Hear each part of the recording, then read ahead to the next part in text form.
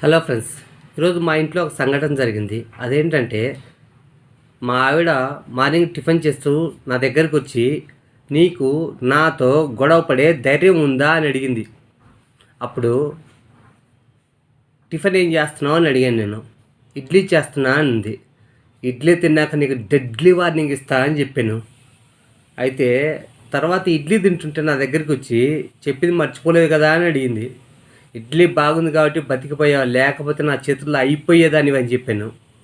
దానికి భయపడి వణుకుతూ కిచెన్లోకి వెళ్ళిపోయి చపాతీ కర్ర తీసుకొచ్చి, ఏమండి ఈరోజు నైట్కి చపాతీ చేద్దాం అనుకుంటున్నాను, చట్నీ అయిపోకుండా చూసుకోండి అని చెప్పింది. మరి అసలే నేను ఊరుకుండేవాని కాకపోయా.